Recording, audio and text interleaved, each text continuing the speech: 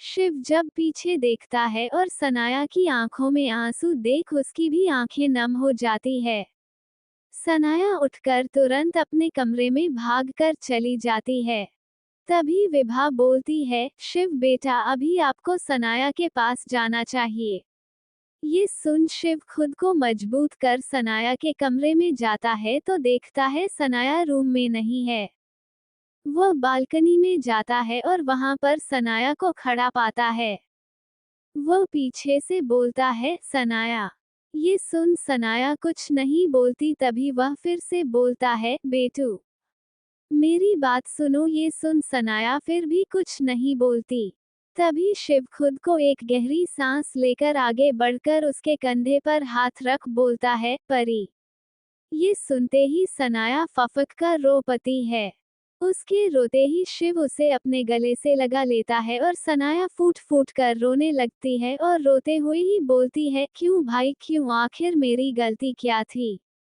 ऐसा क्या गुनाह किया था भाई जो मुझे अनाथों की तरह जीने पर मजबूर किया? आप मेरे सामने आए ये जानते हुए कि मैं कौन हूँ। फिर भी आपने मुझे नहीं बताया क्यों, क्या आपको अच्छा लगता था मेरा ऐसे रहना? ये बोलते हुए वह सिर्फ रोए जा रही थी और अपना सर शिव के सीने में धंसाए थी।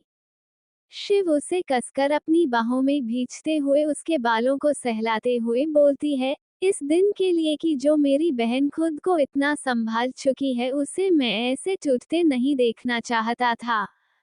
नहीं चाहता था कि मैं तुम्हें सच्चाई बताकर इतना हट करूं। नहीं देखना चाहता था कि तुम ऐसे ही हंसती मुस्कुराती रहो। ये सुन सनाया उससे दूर होते हुए उसे देख रोते हुए बोलती है, आप भी दुनिया की तरह मेरी ऊपरी चेहरे के दिखावे पर कैसे आ गए भाई, कैसे? हर पल मैं खुद को अकेली महसूस करती थी। अपने को अनाथ समझती थी। जो कोई भी मेरे पास आया उसे बेइंतहा प्यार किया। पर वो हर इंसान मुझसे दूर होता चला गया। कोई ऐसा नहीं था जिसे मैं अपना कह सकती हूँ। उसके सीने पर सर रखकर रो सकती। पर बहुत तकलीफ होती थी भाई, बहुत तकलीफ होती थी। जब कोई मुझे बहुत आसानी से जाने देता था। ये बोलते हुए उसे आदित्य और वीर की याद आती है। वह शिव को देखते हुए बोली, मैं हर जगह भटकती थी। ये सब बोलते हुए वह रोने लगती थी और फिर बोलती है, आपको पता है बचपन से मुझे ऐसा लगता था कि कोई है मेरा अपना, पर कौन ये बात भी मुझे नहीं पता। ये सब बोल गहरी सांस लेने लगती है। तभी शिव उसके पास जाते हुए उसका हाथ पकड़कर बोलता है, बच्चा अतीत को नहीं खुरेदना चाहता था। मैं तुम्हें छोड़कर कहीं नहीं गया था। बस ऊपर वाले ने हमारे नसीब में इतना कष्ट लिखा था जो हमने झेला। मुझे नहीं पता था तू कहाँ है। तुझे खोजने की कोशिश की बहुत। ये बोल वह सनाया को बताता है कि कैसे वह दोनों अलग हुए थे। ये सब सुनते ही सनाया वहीं सोफे पर बैठकर अपना चेहरा हाथों में छुपा रोते हुए बोलती है, आपको पता है भाई कोई अपना नहीं होता है।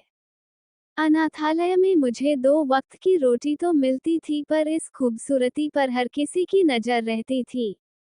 छोटी सी उम्र में ही मुझे यह नजर देखना समझ आ गया कि कौन मेरे प्रति कैसा नजर रख रहा है।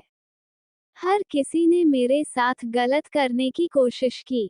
कैसे खुद को बचाया। फिर मेरी मुलाकात आदित्य और वीर से हुई।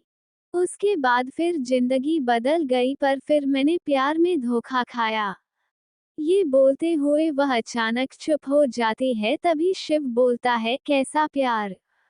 ये सुनते ही सनाया को एहसास होता है और वह अपने दर्द को खुद के अंदर समेटे हुए उसे देख बोलती है, भाई अगर आप मेरे भाई हो तो मेरा परिवार कहाँ है? किया हुआ है उनके साथ। ये बोलते हुए वह उसे उम्मीद से देखने लगती है कि शायद उसका परिवार भी हो जिसे वह अपनी माँ पापा कह सके। पर शिव की आंखों में आंसू आ जाता है। वो उसे देख बोलता है, हमारा कोई परिवार नहीं है सनाया, हम दोनों ही एक दूसरे के परिवार है। हमारा सब कुछ बहुत पहले ही खत्म हो चुका है। ये सुन सनाया फिर से रो पड़ती है और उसके सीने से लग जाती है। काफी देर तक दोनों एक दूसरे के साथ थे। शिव मन ही मन बोलता है, जो अतीत में दफन कर चुका हूँ उसे मैं बाहर नहीं आने देना चाहता, जब तक कि वह हमारे भविष्य में कोई भी टांग ना अड़ाए। काफी देर तक दोनों ऐसे ही रहते हैं। वही शिव सनाया को समझा चुका था। सनाया हर तकलीफ के साथ साथ उसे एक आज अलग खुशी मिल रही थी कि उसका कोई अपना है।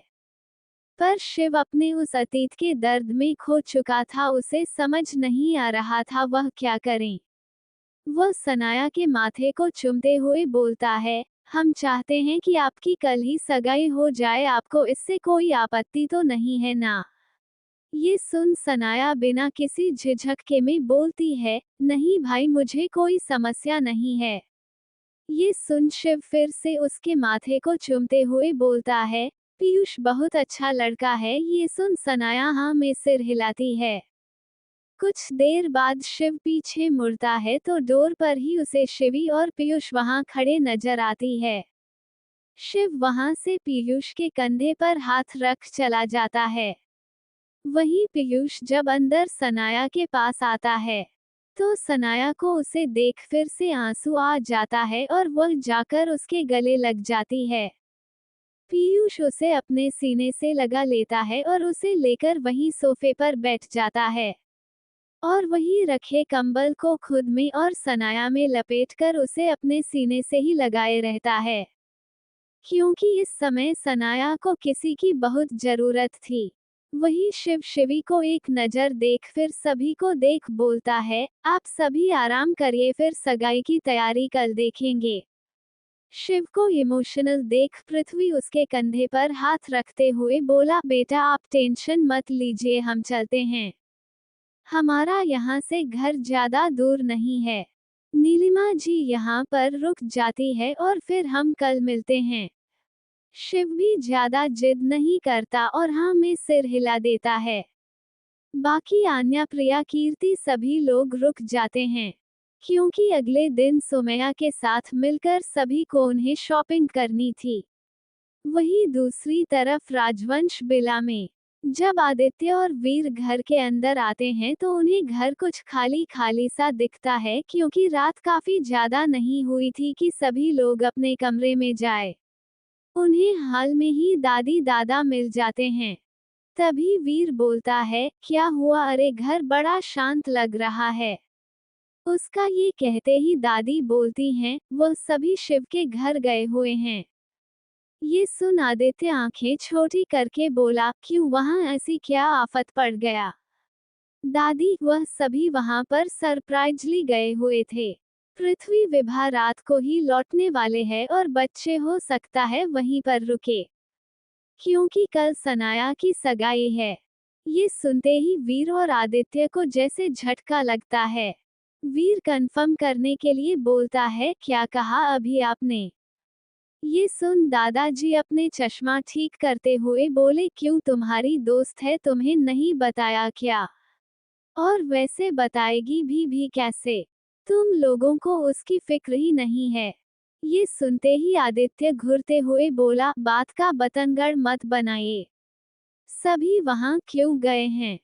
तभी दादी बताती है, कल सगाई का मुहूर्त है, मैंने सुबह ही पंडित जी से पूछा था और वही बताने के लिए लोग वहां पर गए हैं। ये सुन वीर बोलता है, किसकी सगाई के मुहूर्त की? तभी दादाजी बोलते हैं, तुम्हारी दोस्त सनाया का। ये सुनते ही दोनों तो शॉक्ड हो जाते हैं और बोलते हैं, उसके सगाई का डेट निकल गया और हमें ही नहीं पता। ये सुन दादी हंसते हुए बोलती है, जब सनाया को नहीं पता तो तुम्हें कैसे पता होगा? ये सुन दोनों ही घूरते हैं। उसके बाद पीछे बाहर जाने लगते हैं। तभी दादी बोली, खबरदार, जो तुम लोग यहाँ से गए, चुपचाप अपने कमरे में जाओ और आराम करो। हद से ज्यादा बेशर्म हो, बीवी थोड़ी डर गई नहीं, उसके पीछे चल रही है। ये सुनते ही आदित्य कुछ बोलने को होता है, तभी दादी उठते हुए बोली, आदित्य अपने कमरे में जाइए। ये सुन वो कुछ नहीं बोला और मुंह बनाते हुए कमरे में चला जाता है और बड़बड़ाता बोला, अब मैं अपनी बीवी के पास भी नहीं जा सकता। अगली सुबह सनाया की जब आंखें खुलती है तो खुद को बालकनी में अकेला पाती है। वो उठती है तो उसे पिछली रात घटी सारी बातें याद आती है। उसकी आंखें थोड़ी नम हो चली थी और वह खुद से बोलती है, काश भाई आपकी तरह मेरे माँ पापा भी रहते, पर कोई बात नहीं, आप हो ना। ये बोलते हुए वह मुस्कुरा देती है। तभी उसकी नज़र एक पन्ने पर जाती है जो वहीं सोफे पर चिपकाई गई थी।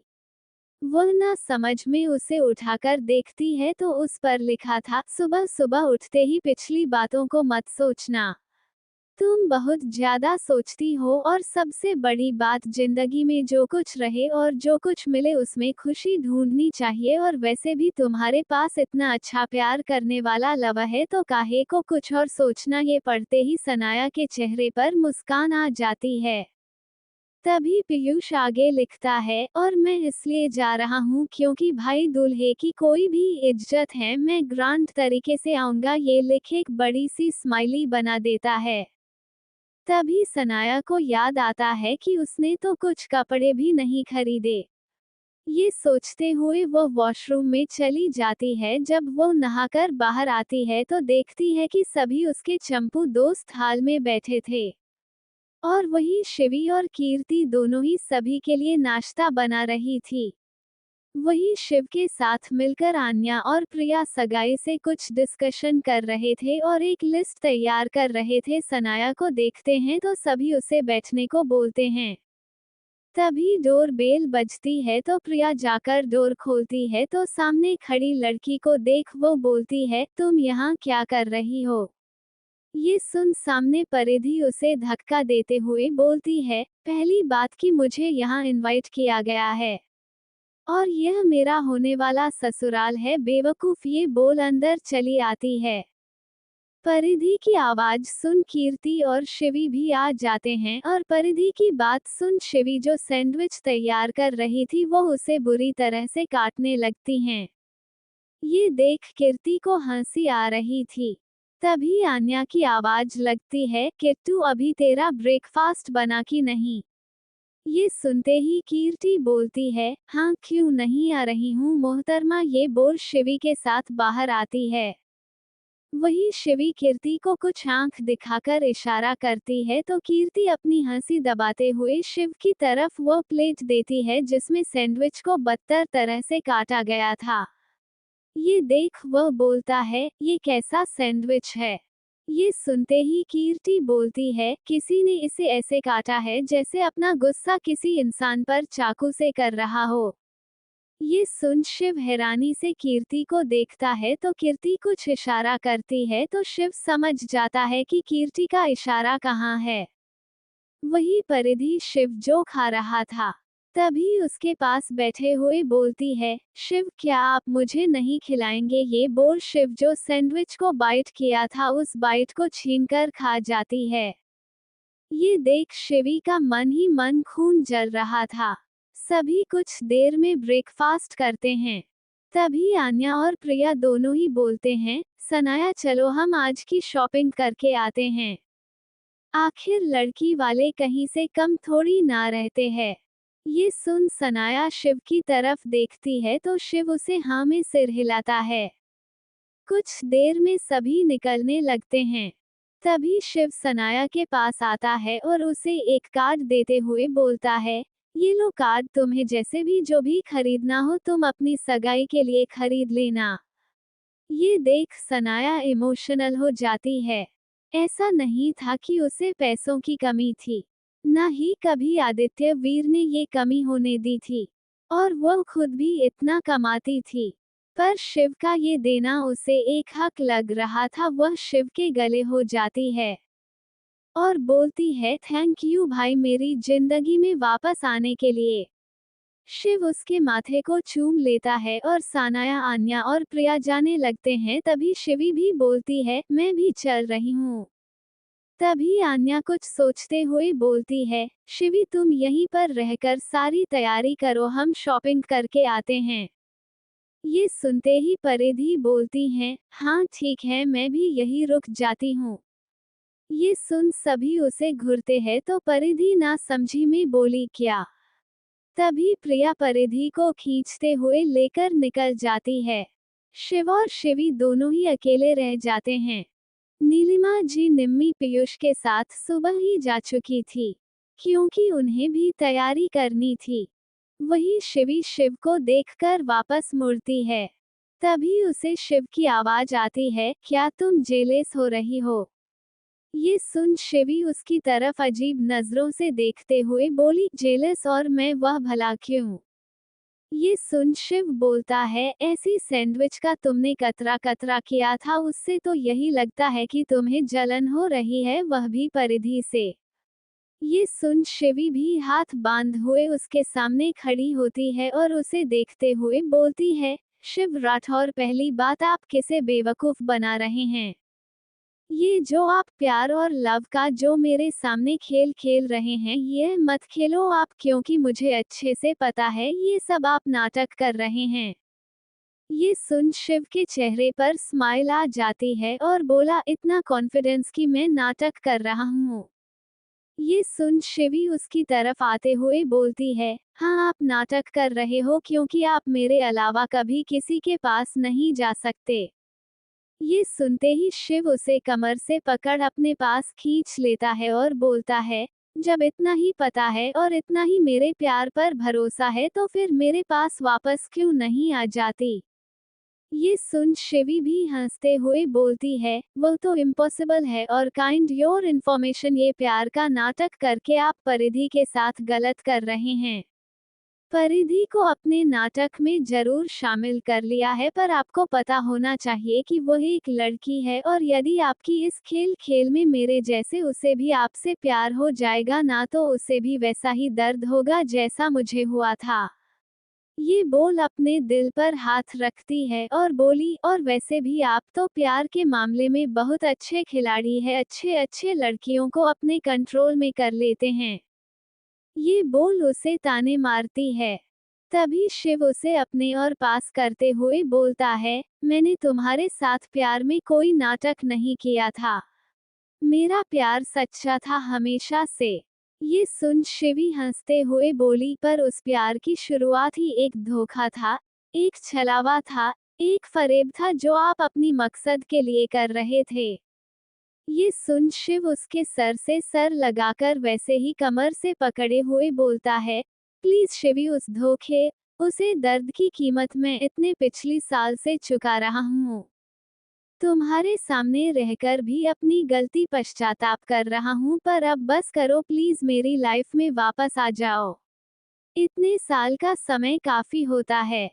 ये सुन शिवी बोलती है, मिस्टर राठौर, अतीत में जाकर यदि मुझे कुछ ठीक करना होता तो मैं उस समय को रोक देती जब मैं आपसे पहली बार मिली थी।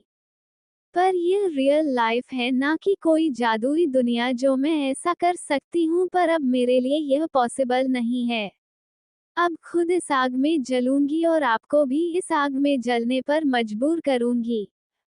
ये सुन अब शिव को गुस्सा आता है, वो उसका जबरदस्ती चेहरा पकड़कर बोलता है, बस बहुत हुआ। मुझे भी अब एक सुकून की लाइफ चाहिए जिसमें कि मेरा भी अपना छोटा सा परिवार हो। मैं तुम्हारे साथ अपने लाइफ जीना चाहता हूँ। आई नो मैंने तुम्हारे साथ बहुत गलती की, तुम्हें झूठ, पर उसे हर झूठ में कहीं ना कहीं सच्चाई थी। मैंने तुम्हें कहा कि मैं तुमसे प्यार करता हूँ तो मैं करता था। भले ही उस प्यार की शुरुआत एक झूठ से हुई थी, पर सच्चाई यही था और यही रहेगा कि आई लव यू। मैंने हर चीज सच कही थी। मेरी सिचुएशन अलग थी, और मैं तुम्हें कभी धोखा नहीं दिया। मैंने तुमसे सच्चा प्यार किया था। ये सुनते ही शिवी भी उसे खुद से दूर करते हुए बोली, प्यार, अगर आप मुझसे सच्चा प्यार करते तो आप मुझे इतना दर्द धोखा नहीं देते। मैंने कहा था आपसे पहले दिन से ही कि मुझे धोखा देने वाले लोग बिल्कुल नहीं पसंद। यह मेरे खून में है, मैं माफ नहीं कर पाती हूँ। फिर चाहे वह कोई मेरा कितना भी अपना हो। शिव सिंह राठौड़। मेरे प्यार का आपने सभी लोगों के सामने मजाक बनाया, फिर भी मैं आपसे प्यार किया। ये सुन शिव अपने सर को पकड़ते हुए बोलता है, शिवी शिवी शिवी बस भी करो। उस समय एक मिशन पर था और वह मेरे मिशन में तुम एक टारगेट थी जिसे मैं पूरा करना चाहता था, और मिशन में हर चीज जायज होता है और मैंने वह किया।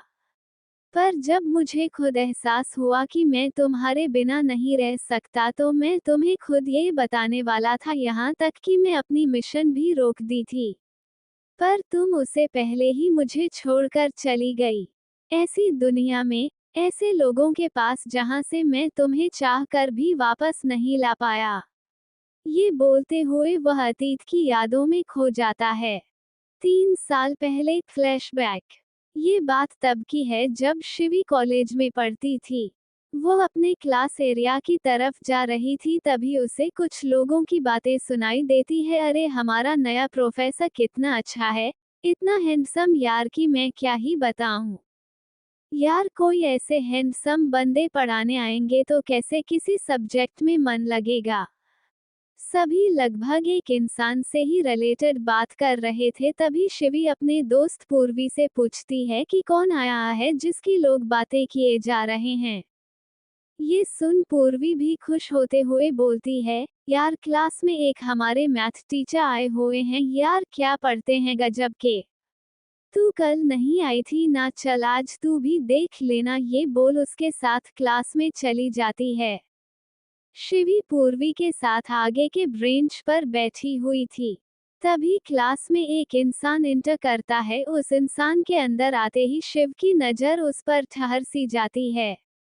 सामने खड़ा इंसान जो कोई और नहीं शिव था, उसे देख शिवी तो जैसे उसमें खो सी जाती है, या ये कहा जाए उम्र के इस पड़ाव पर उसका भी मन पिघल सा जाता है।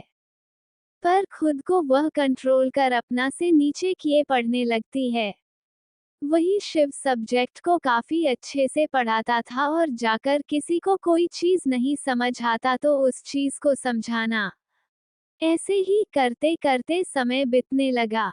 शिवी जिसे कुछ भी जानना मुश्किल होता तो शिव उसके पास आकर बैठकर समझाता था। ये सब ऐसे तरह से होता कि शिवी भी पूरी तरह से शिव की तरफ अट्रैक्ट हो चली थी।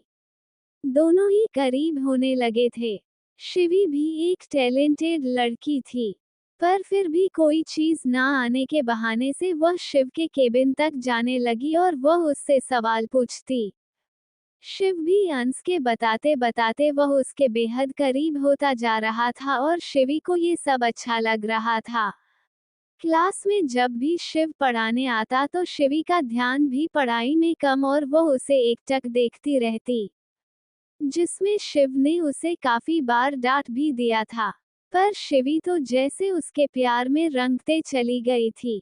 ऐसे ही शिव अपने केबिन में बैठा था तो शिवी दरवाजा खटखटाते हुए बोली, मे आई कमिंग सर। शिव अंदर आने को बोलता है तो शिवी अंदर जाती है तो शिव की नजर शिवी पर ही टिक जाती है। पिंक कलर के लॉन्ग फ्रॉक सूट में जो बैक काफी डीप था, बालों को उसने खुला छोड़ा था जो उस पर बिखरे हुए थे। माथे पर छोटी सी बिंदी, होठों पर लिप ग्लास, वह बेहद खूबसूरत लग रही थी। शिव जो उसको देखने में ही था, ये देख शिवी ब्लश करते हुए बोलती है, वो मुझे कुछ पूछना था, आपने कहा था ना कि मैं आ सकती हूँ। शिव उसे घूरने लगता है तो शिवी जाकर उसके केबिन के एक चेयर पर बैठ जाती है। तो शिव उठकर उसके पास जाकर उससे बुक लेता है और देखने लगता है। जब शिव उसे मैथ के क्वेश्चन को हल करवा रहा था, तो शिव की नजरें बार बार उस पर जा रही थी और शिवी की खुले बाल शिव को अट्रैक्ट कर रहे थे। शायद शिवी यह जानबूझकर की थी। वह सुंदर तो थी ही, पर वह अपने बालों को खुला छोड़ वह शायद शिव को अट्रैक्ट करना चाहती थी। वो हर लड़की की तरह प्यार में पागल हो चली थी। वही उसे शिव की तरफ से तब रिएक्शन मिला जब शिव बताते वक्त जो उसका बाल उसके ऊपर आ रहा था, शिव उसके बालों को पीछे कर देता है। उसके पीछे करते ही शिवी उसकी तरफ देखने लगती है तो शिव उसकी आंखों में देखने लगता है। शिवी भी उसके आंखों में ही देखे जा रही थी। शिव से धीरे से अपने हाथ उसके कमर में डाल उसके बालों को गर्दन से हटा अपना चेहरा वहां रख देता है। इस एहसास को पाते ही शिवी भी आंखें बंद कर लेती है। शिवी उसके एहसास में डूब चुकी थी। वहीं शिव धीरे धीरे अपना होंठ उसके गर्दन पर फिराते हुए वह उसके चेहरे को चूमने लगता है और धीरे धीरे उसकी खुली गर्दन को। शिवी इस एहसास में बहक चुकी थी और वह भी शिव के हाथों पर अपने हाथ कस देती है। उसे भी यह चीज से फील होने लगा था कि शिव उसे पसंद करता है। शिवी की लाइफ में कोई अपनापन नहीं था। इस वजह से वह इस प्यार के लिए कुर्बान हो जाना चाहती थी और हुआ भी ऐसा। पहली बार शिव से इंडिकेट मिलने पर अब शिव के करीब रहने के लिए वह हमेशा कोशिश करती। पढ़ाई में भी उसका मन नहीं लगता। अब दोनों की करीबी इतनी बढ़ने लगी थी कि शिवी को शिव उसके घर तक ड्रॉप करने लगा और बाहर के एरिया में उसे ज्यादा उसके साथ वक्त बिताने लगा। तभी एक दिन शिवी शिव से पूछती है, शिव आपके घर में कौन कौन है? ये सुन शिव कुछ सोचते हुए बोलता है, मैं अनाथ हूँ। जब शिव उसके बारे में पूछता है तो शिवी की आंखें नम हो जाती है और वो बोलती है, मेरे पास मेरा परिवार था पर साथ छूट चुका है और जो है उनके रहने के बाद भी मैं बिल्कुल अकेली हूँ। ये सुन शिव उसे अपने सीने से लगा लेता है। तभी शिवी उसका हाथ पकड़ते हुए बोलती है, शिव आप हमें छोड़कर तो नहीं जाएंगे ना? जैसे सब हमसे दूर हो गए। ये सुन शिव उसे देखते हुए बोलता है, तुम्हें ऐसा क्यों लग रहा है कि मैं तुम्हें छोड़कर चलो जाऊंगा? I like you. ये सुन शिवी उसके गले लग जाती है। दोनों ही खास पल एक साथ बिताने लगते हैं। वही शिव धीरे धीरे शिवी के करीब होता चला गया। वो शिवी के साथ उसी के फ्लैट में भी रहने लगा। दोनों ही साथ में कुकिंग करते हैं और साथ में रहते पर अपनी एक दायरा में रहकर। वही शिवी किचन में कुछ बना रही थी तभी शिव जो उसके साथ उसकी मदद कर रहा था उसको कॉल आता है। वो कॉल जाकर उठाते है तो उधर से कुछ कहा जाता है, शिव सिंह राठौड़ हमें पता चला कि आप उस लड़की के साथ उसके घर पर रह रहे हैं। ये सुनते ही शिव के हाथों की मुठ्ठियां कस जाती है और वो बोलता है, जी सर। तभी उधर से कहा जाता है, तब मेरे हिसाब से आपको उस मिशन के लिए जाना चाहिए जिस मिशन के लिए आपको उस लड़की को अपने करीब करना था। ये सुनते ही शिव किचन में शिवी को देखता है जो किचन में खाना बनाने में मशगूल थी और प्लेट में खाना सजा रही थी। ये देख शिव कुछ नहीं बोलता। तभी उधर से कहा जाता है, क्या हुआ, कहीं ऐसा तो नहीं कि आप अपने मिशन से भटक रहे हैं? हमें पता चला कि आप काफी करीब रहने लगे हैं। क्या ये सब नाटक है या ये सच में है? ये सुनते ही शिव बोलता है, नहीं सर यह सब नाटक है। शिवी का मेरे प्यार में पड़ना ये सब कुछ नाटक है। मैं उसके जरिए उसके गॉड डेड नाइको तक बहुत जल्द पहुंच जाऊंगा। आप बस बेफिक्र रहिए और फिर मैं जल्द से जल्द यहाँ से सब क्लियर करके अपने देश वापस चला जाऊंगा। शिव एक मिशन के लिए था और वह शिवी को अपने प्यार में फंसाना चाहता था क्योंकि उसे फॉरेन से सीक्रेट मिशन के लिए चुना गया था। नाइको के खिलाफ सबूत लाना था जो काफी ज्यादा इल्लीगल काम करता था। सभी को खबर मिली थी कि एक इंडियन लड़की के साथ नाइको के आदमी जो वहां देखे गए थे वो इस लड़की के साथ थे। पर नाइको कोई छोटा मोटा इंसान नहीं था।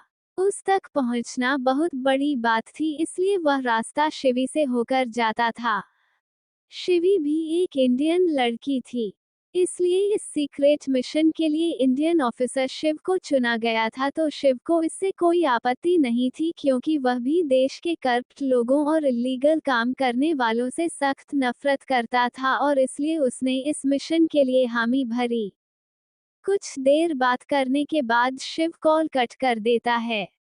शिव जब अंदर आता है तो शेवी बालों को पीछे करते हुए डाइनिंग टेबल पर खाना लगा रही थी।